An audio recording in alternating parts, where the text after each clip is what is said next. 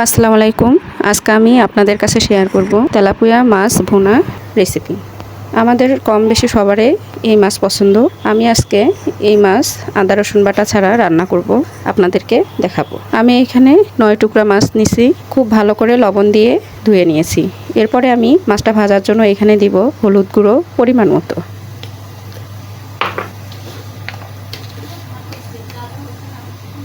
দিব লবণ স্বাদ মতো।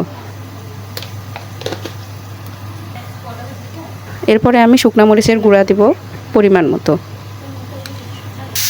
মাছটা আমি তেল দিয়ে ভালো করে উল্টে পাল্টে ভেজে নেব।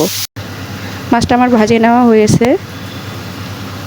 এরপরে আমি কাঁচামরিচ 4 টুকরা, পেঁয়াজ আধা কাপ বাটে নিয়েছি। এরপরে আমি কড়াইয়ের মধ্যে তেল দিয়ে পেঁয়াজটা ভালো করে নেড়ে চেড়ে আদা ভাজা করে নিব। এর মধ্যে আমি দিয়ে দেব স্বাদ মতো লবণ,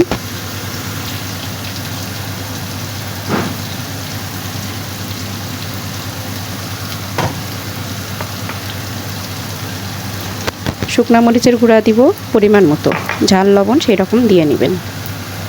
এরপরে দিব জিরার গুঁড়ো আধা চামচ, আদা রসুন বাটা দিব না, আপনারা চাইলে দিয়ে নেবেন।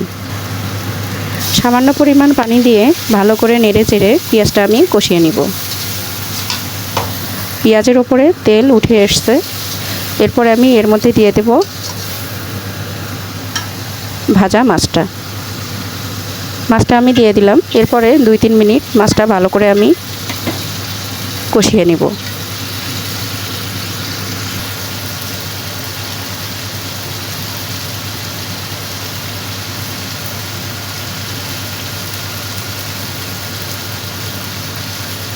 মাছটা আমার কষিয়ে আসলে এরপরে আমি দিয়ে দেব সামান্য পরিমাণ পানি।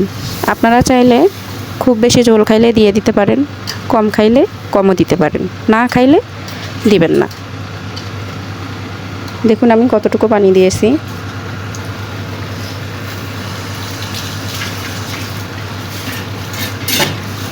এর মধ্যে আমি দেব ধনেপাতা কুচি,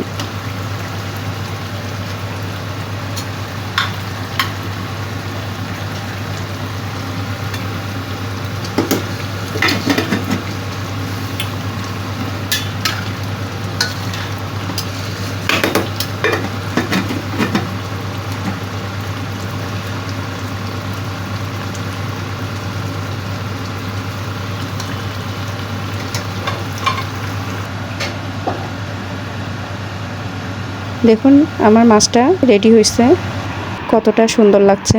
আপনাদের ভালো লাগলে বাসায় একবার ট্রাই করবেন। আল্লাহ হাফেজ।